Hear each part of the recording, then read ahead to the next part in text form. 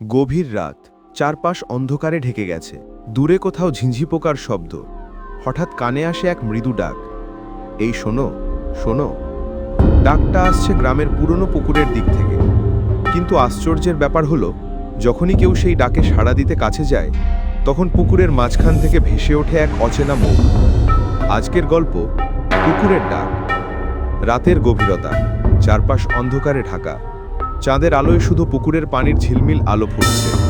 পুকুরটা দিনের আলোতে সাধারণ মনে হলেও রাত নামলেই সেই পানি যেন জীবন্ত হয়ে ওঠে।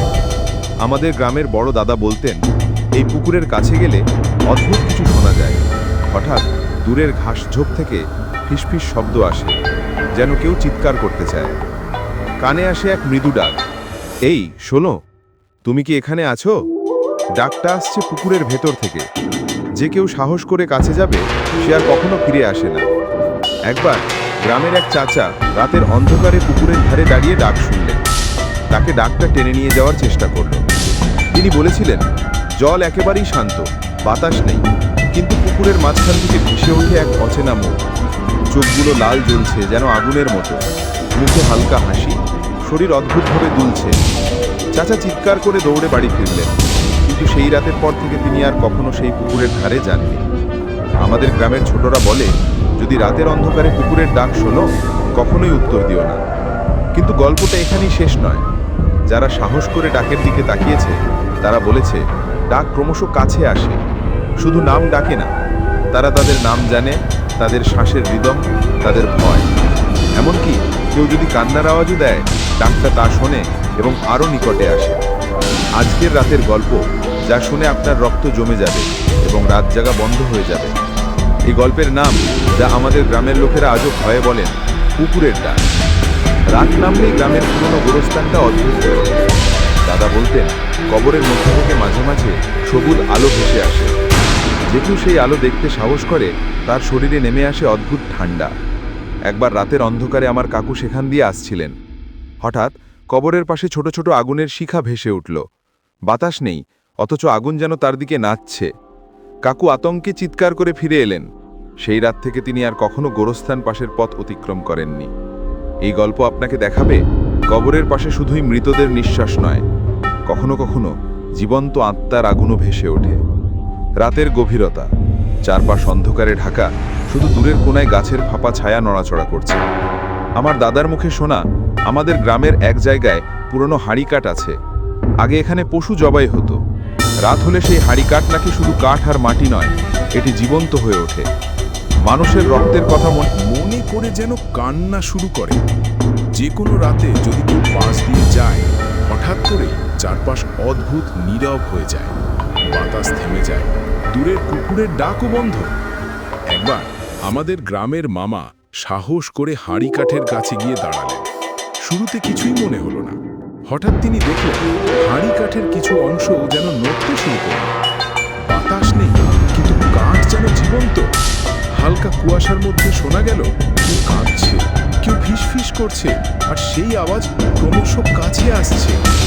বাবা বলেছিলেন, হঠাৎ তার চোখে দেখা গেল, হাঁড়ি কাঠের ভেতর থেকে এক অদ্ভুত ছায়া বের হচ্ছে।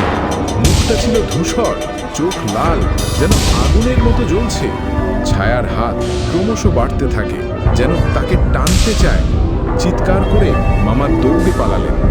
সেই রাত থেকে তিনি আর কখনো হাঁড়ি কাঠের কাছে যাননি।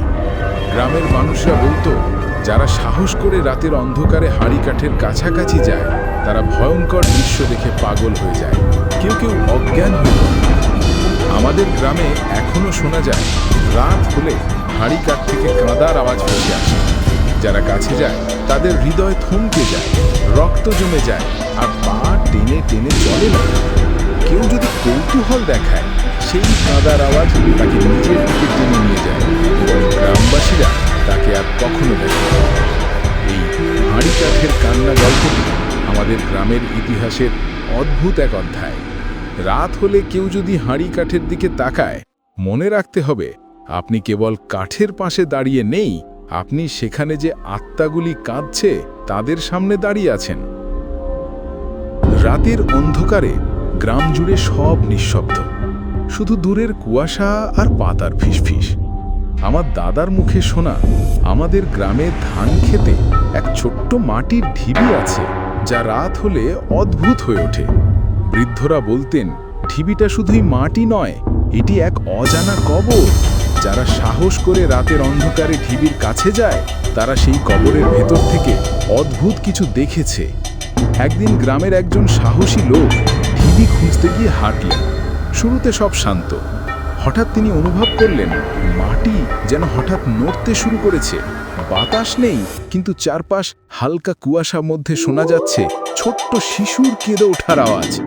লোকটি ভয়ে পিছিয়ে গেল, কিন্তু তার চোখের সামনে দেখা গেল ঢিবির ভেতর থেকে একটি ছোট্ট খুলি বের হয়ে তার দিকে তাকাচ্ছে। চোখগুলো যেন জীবন্ত, অন্ধকারের মধ্যে লাল আলো জ্বলে উঠছে।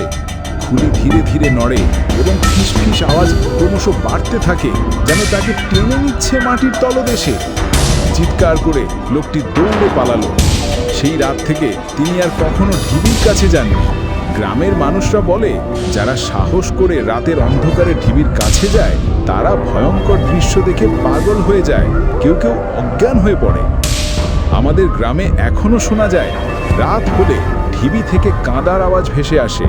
যারা কাছে যায় তাদের হৃদয় থমকে যায়, রক্ত জমে যায়, আর পা টেনে টেনে চলে না।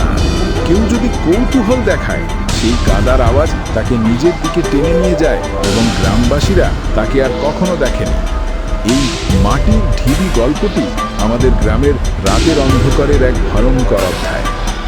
রাত হলে কেউ যদি ঢিবির দিকে যায়, মনে রাখতে হবে, মাটি শুধু মাটি নয়, এটি সেই স্থল যেখানে নিঃশব্দে আত্মারা অপেক্ষা করছে। রাত নামলেই আমাদের গ্রামের এক প্রান্তে থাকা বিশাল তালগাছটি অদ্ভুতভাবে জীবন লাভ করে।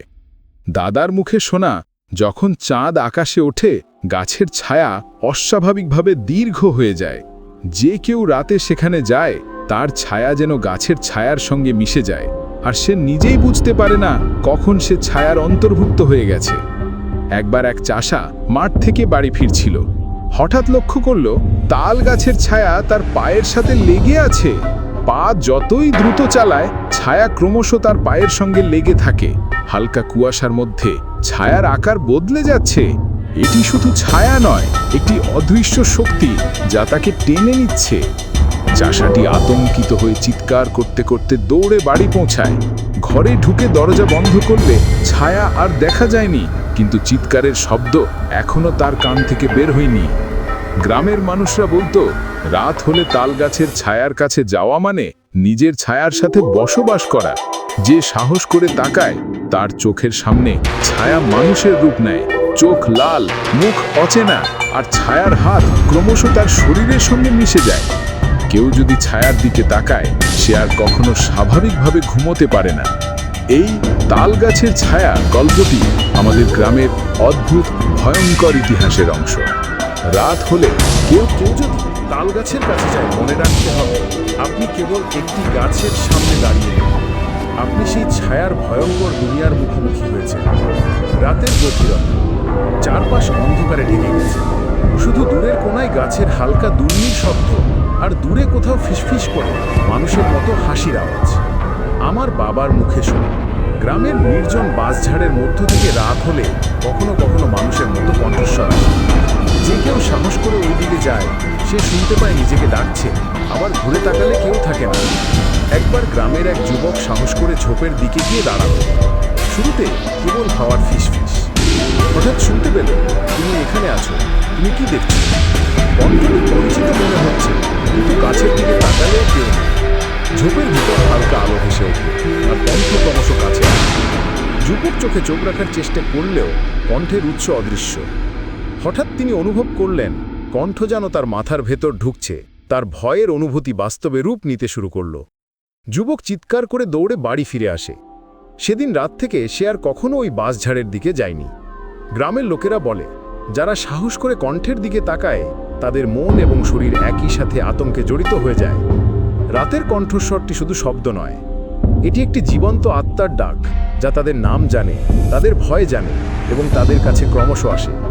যদি রাতের অন্ধকারে কণ্ঠ শোনো, কখনো উত্তর দিও না, না হলে সেই আত্মা তোমাকে টেনে নিয়ে যাবে অন্ধকারের গভীরে, যেখানে ফেরার পথ নেই। এই গল্পটির নাম রাতের কণ্ঠস্বর। আমাদের গ্রামে এক পুরনো নদীর ঘাট আছে। দিনের বেলা সাধারণ মনে হয়, কিন্তু রাত নামলেই জায়গাটা একেবারে অন্যরকম হয়ে যায়। আমার ঠাকুরদার মুখে শোনা এই ঘাটে নাকি অনেক বছর আগে এক বধূ ডুবে মারা গেছিল। তারপর থেকে রাতে নদীর ধারে কেউ নামতে সাহস পায় না।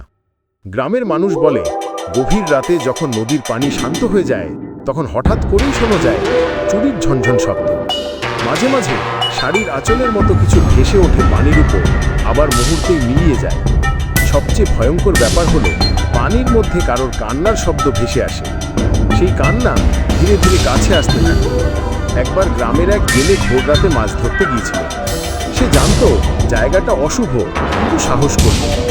নৌকুপে মাঝঘাটে পৌঁছানো মাত্র সে শুনল কেউ যেন ফিসফিস করে ডাকছে, এই যে আমার শাড়িটা দাও, আমি ভেসে যাচ্ছি।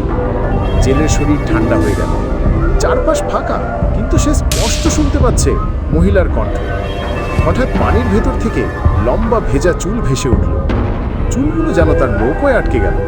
সে প্রাণপণে চেষ্টা করে নৌকো ছেড়ে বের হয়, কিন্তু আজও বলে ওই চুল নাকি পানির ভেতরে তাকে টেনে নিতে চাইছে। এরপর থেকে গ্রামের কেউ রাতে ঘাটের কাছে যায় না, কারণ যারা গেছে তারা হয়তো ফিরে এসেছে, কিন্তু তারা আর আগের মতো নেই। তাদের চোখে সারাক্ষণ পানির প্রতিচ্ছবি, আর কানে সেই ভেজা কান্নার শব্দ। লোকেরা এখনো বিশ্বাস করে নদীর ঘাটে বধূর আত্মা আজও অপেক্ষা করছে। রাতে যদি সেখানে যান, মনে রাখবেন, যখন পানির ধারে শাড়ির আঁচল ভেসে উঠবে, তখন আর ফেরার রাস্তা থাকবে না। আমাদের গ্রামে একটা পুরনো শ্মশান আছে। দিনে খুব সাধারণ মনে হয়, কিন্তু রাত নামলেই জায়গাটা যেন ভিন্ন এক জগতে পরিণত হয়। আমার দাদুর মুখে শোনা সেই শ্মশানে বহু বছর আগে এক অদ্ভুত ঘটনা ঘটেছিল। কেউ জানে না ঠিক কি হয়েছিল, তবে বলা হয় একজন মানুষের আত্মা ঠিক মতো মুক্তি পায়নি। রাতের বেলা কেউ যদি শ্মশানের পাশ দিয়ে হাঁটে, সে হঠাৎই নিজের ছায়া আলাভাবে নড়তে দেখে। নিজে না নড়লেও ছায়াটা ধীরে ধীরে চলে যায় শ্মশানের ভেতরে। আর যদি সাহস করে কেউ ছায়ার পিছু নেয়, তাহলে আর কখনো তার খোঁজ মেলে না। একবার গ্রামের এক লোক কাজ শেষে রাত করে ফিরছিল। হঠাৎ সে শুনল শ্মশানের ভেতর থেকে কান্নার শব্দ আসছে। মনে হলো যেন কেউ দাউ দাউ করে আগুনের ভেতর থেকে চিৎকার করছে। লোকটা ভয় থেমে গেল, কিন্তু তার ছায়া থামল না। ছায়াটা ধীরে ধীরে এগিয়ে গেল শ্মশানের দিকে, যেন তাকে টেনে নিচ্ছে। সে লোক দৌড় দিল, কিন্তু যতই দৌড়ায় মনে হলো কেউ তার কানে ফিসফিস করছে, ফিরে আয়, আগুন এখনো নিভেনি। লোকটি সেদিন কোনো রকমে পালিয়ে বাড়ি পৌঁছাল, কিন্তু তার চোখ আর স্বাভাবিক রইল না। সে সব সময় আগুনের লাল ছায়া দেখতে পেত, এমনকি দিনের বেলাতেও। তারপর একদিন ভোরে মানুষ তাকে শ্মশানের ভেতর মৃত অবস্থায় খুঁজে পেল। কেউ বলে সে নিজের ছায়ার হাত ধরে শ্মশানের আগুনের ভেতর চলে গিয়েছিল। আজও গ্রামের মানুষ বিশ্বাস করে শ্মশানের ছায়া শুধু ছায়া নয়, এটা আসলে এক মৃত আত্মার হাত। যদি রাতে শ্মশানের পাশে হাঁটেন, কখনো নিজের ছায়ার দিকে তাকাবেন না, কারণ সেই ছায়াই আপনাকে নিজের জগতে টেনে নেবে, যেখান থেকে আর ফেরার পথ নেই। শীতকালের এক রাতে পুরো গ্রাম ঢেকে গেছে ঘন কুয়াশায়। আমার বাবার মুখে শোনা এই কুয়াশার মধ্যে মাঝে মাঝে এমন কিছু দেখা যায় যা কোনো মানুষ নয়, আবার পুরোপুরি অদৃশ্যও নয়। গ্রামের মানুষ বলে রাতের বেলা যদি কেউ একা মাঠ পার হয়, হঠাৎ করে কুয়াশার ভেতর থেকে একটি অচেনা মুখ ভেসে ওঠে। মুখটা একেবারেই মানুষের মতো, কিন্তু তার চোখ দুটো অস্বাভাবিকভাবে লাল, আর ঠোঁট নড়তে থাকে, যেন কিছু বলছে অথচ শব্দ শোনা যায় না। একবার এক রাখাল সন্ধ্যায় গরু নিয়ে ফিরছিল। কুয়াশা ক্রমশ ঘন হয়ে আসছিল। হঠাৎ সে দেখল তার সামনের রাস্তায় কেউ দাঁড়িয়ে আছে। ভেবে নিল কোনো মানুষ, কিন্তু কাছে যেতেই বুঝল ওটা আসলে এক মুখ, শরীর নেই। মুখটা ধীরে ধীরে ভেসে এসে তার চোখের দিকে তাকিয়ে হাসল। রাখাল ভয় পেয়ে দৌড় দিল, কিন্তু যতই দৌড়ায় সেই মুখ তার চোখের সামনে ভেসে উঠতে থাকে। মুখটা কখনো বড় কখনো ছোট হয়ে তার সাথে সাথে চলতে লাগলো। হঠাৎ কানে ফিসফিস করে আওয়াজ এলো, তুই পালাতে পারবি না, তুই এখন আমার। রাখাল অজ্ঞান হয়ে পড়ে গেল মাঠে। ভোরে গ্রামের লোকজন তাকে খুঁজে পেল। তারপর থেকে সে আর স্বাভাবিক হয়ে ওঠেনি। লোকেরা বলে, কুয়াশার ভেতর যে মুখ একবার দেখে ফেলে সে মুখ সারা জীবন তার সাথে থেকে যায়।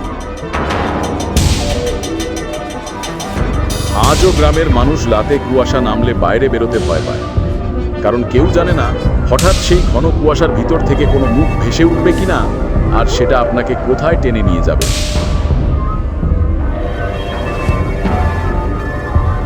আমাদের গ্রামের মাঝখানে একটা পুরনো বিশাল বটগাছ আছে। দিনের বেলা জায়গাটা একেবারেই সাধারণ মনে হয়, কিন্তু রাত নামলেই গাছটা যেন জীবন্ত হয়ে ওঠে। দাদুর মুখে শোনা, অনেক বছর আগে এই গাছের নিচে নাকি এক অমানুষিক ঘটনা ঘটেছিল। তারপর থেকে গাছটা আর স্বাভাবিক নেই। লোকেরা বলে, রাতে যদি কেউ বটগাছের নিচে দাঁড়ায়, তার মাথার ওপর থেকে হঠাৎ করে একটা ডাল নড়ে ওঠে। মাঝে মাঝে ডালটা ধীরে ধীরে নেমে এসে মানুষের কাঁধে স্পর্শ করে। দেখতে সাধারণ ডাল মনে হলেও যে একবার সেই ছোঁয়া পায় সে নাকি আর কোনোদিন স্বাভাবিক হয় না।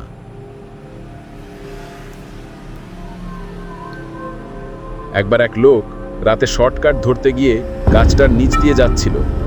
হঠাৎ করেই সে অনুভব করলো তার মাথার ওপর কিছু একটা নড়ছে।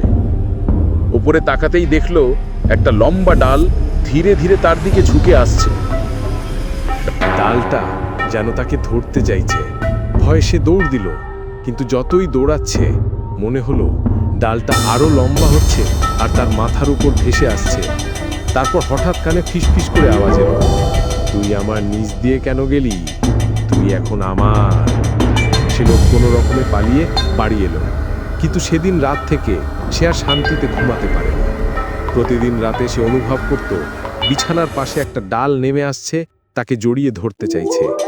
গ্রামের মানুষ এখনো বটগাছটার কাছে যেতে ভয় পায়, কারণ তারা বিশ্বাস করে গাছটার ভেতর এক অদৃশ্য আত্মা বাস করে, যে আত্মা তার লম্বা ডালের মাধ্যমে মানুষের আত্মা কেড়ে নেয়।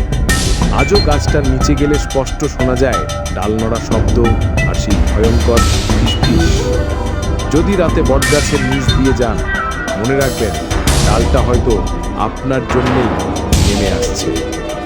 আমাদের গ্রামের পাশের জঙ্গলে রাতে গেলে দেখা যায় হাজার হাজার জোনাকি আলো জ্বলছে। দেখতে যত সুন্দর মনে হয় ততই ভয়ঙ্কর এর আসল রহস্য। আমার নানার মুখে শোনা ওই জোনাকিগুলো আসলে সাধারণ আলো নয়, এগুলো হলো অশান্ত আত্মার চোখ। লোকেরা বলে, রাতের বেলা যদি কেউ ওই জঙ্গলে ঢোকে, জোনাকির আলো তাকে চারদিক থেকে ঘিরে ফেলে। শুরুতে মনে হয় আলোগুলো পথ দেখাচ্ছে, কিন্তু যতই ভেতরে যায় আলোগুলো তাকে আরো গভীর অন্ধকারের দিকে নিয়ে যায়। শেষ পর্যন্ত বুঝতে পারে সে আর মানুষের জগতে নেই। একবার গ্রামের দুই যুবক রাতে জোনাকি দেখতে গিয়েছিল। তারা বিস্ময়ে দেখল চারপাশ আলোকিত হয়ে আছে, যেন পুরো জঙ্গল তারাদের মতো জ্বলছে। কিন্তু হঠাৎই আলোগুলো একদিকে সরতে শুরু করলো। যুবকরা ভেবেছিল হয়তো রাস্তা বেরোবে, তাই তাদের পিছু নিল। কিছু দূর যেতেই হঠাৎ এক বিকট চিৎকার শোনা গেল। দুজনের মধ্যে একজন ভয়ে দৌড় দিল, কিন্তু আরেকজনকে আলোগুলো ঘিরে ফেলল। দূর থেকে দেখা গেল তার শরীর জোনাকির আলোয় ঢেকে যাচ্ছে আর সে ধীরে ধীরে অদৃশ্য হয়ে যাচ্ছে। ভোরে গ্রামের লোকজন তাকে খুঁজতে যায়, কোনো দেহ মেলেনি, শুধু তার জুতোটা পাওয়া গেছিল। লোকেরা বলে ওই আলোগুলো আসলে হারিয়ে যাওয়া আত্মাদের আগুন, যারা নতুন কাউকে টেনে নেয় তাদের জগতে। আজও রাতে কেউ ওই জঙ্গলে যায় না, কারণ একবার যদি জোনাকির আলো তোমাকে ঘিরে ফেলে তুমি আর কোনোদিন ফিরে আসতে পারবে না। আমাদের গ্রামে একটা পুরনো কাঁচা বাড়ি আছে, অনেক বছর ধরে কেউ সেখানে থাকে না। লোকেরা বলে রাতে গেলে ওই বাড়ির ভেতর থেকে দরজা নড়ার শব্দ শোনা যায়। কেউ কাছে গেলে দরজা খোলে না, কিন্তু ভেতরে যেন কেউ দাঁড়িয়ে থাকে। আমার দাদার মুখে শোনা, একবার গ্রামের এক লোক সাহস করে ওই বাড়ির সামনে রাত কাটাতে যায়। মাঝরাতে সে স্পষ্ট শুনল ভেতর থেকে কেউ দরজায় টোকা মারছে, ঠক ঠক। সে ভেবেছিল হয়তো বাতাসে শব্দ হচ্ছে, কিন্তু হঠাৎ দরজার আড়াল থেকে ফিসফিস করে ডাক এলো, তুই বাইরে কেন, ভিতরে আয়। লোকটা ভয় পেয়ে গেল। সে কানে হাত দিল, তবুও ফিসফিস স্পষ্ট শোনা যাচ্ছে। মনে হচ্ছিল দরজার আড়ালে দাঁড়িয়ে থাকা কেউ তাকে দেখছে। সে সাহস করে দরজার ফাঁক দিয়ে চোখ রাখল, কিন্তু ভেতরে কোনো মানুষ নেই। শুধু এক জোড়া লালচে চোখ ফাঁক দিয়ে তাকিয়ে আছে, আর ঠোঁট নড়ছে, যেন হাসছে। লোকটা আতঙ্কে দৌড়ে বাড়ি ফিরে আসে। সেদিনের পর থেকে সে আর কোনোদিন স্বাভাবিক হয়নি।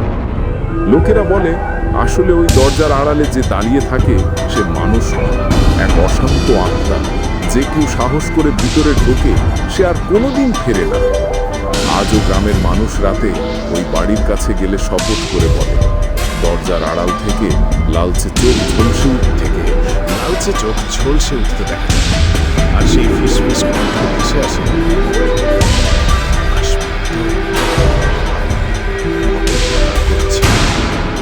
আমাদের পাশের গ্রামে একটা ঘটনা এখনো সবাই ফিসফিস করে বলে।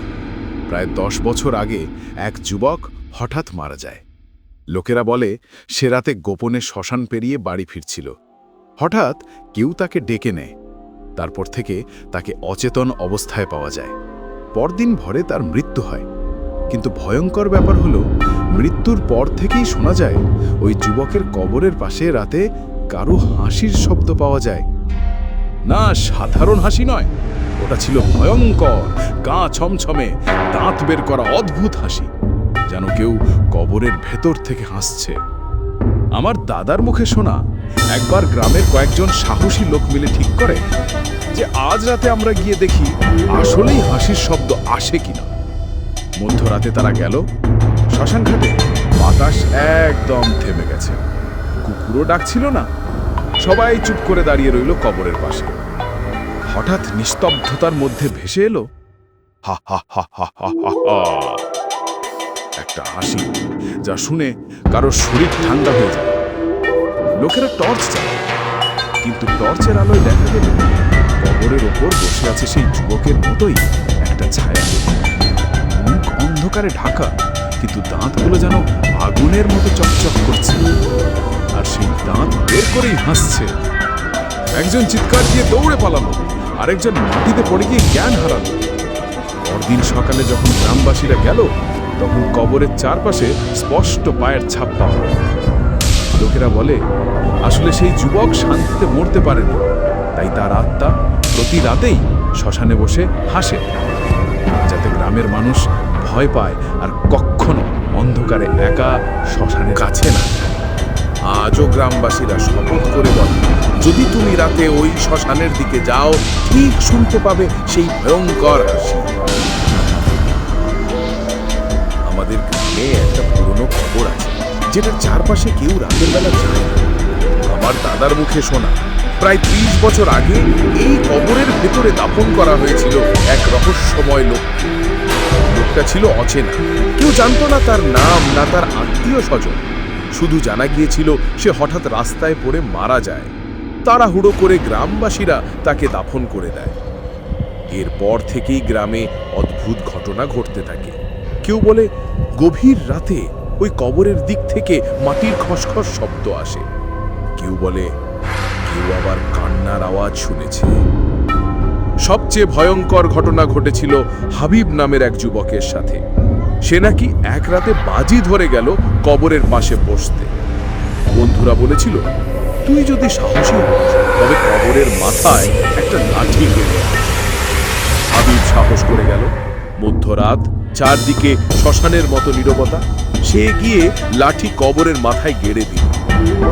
কিন্তু হঠাৎই তার গলায় ঠান্ডা একটা হাত শক্ত করে ধরে ফেলল। হাবিব চিৎকার দিল, বাঁচাও, কেউ আমাকে ছাড়াও। বন্ধুরা ছুটে গিয়ে দেখে হাবিব মাটিতে পড়ে আছে, আর তার জামার পেছনে কবরের ভেতর থেকে একটা কঙ্কালের হাত চেপে ধরে আছে। গ্রামবাসীরা দৌড়ে এসে দেখে ওই হাত আসলেই কবরের ভেতর থেকে বেরোয় আছে। সাদা হাড়, শুকনো আঙুল, কবরের মাটি আঁকড়ে ধরে আছে হাবিবের জামা।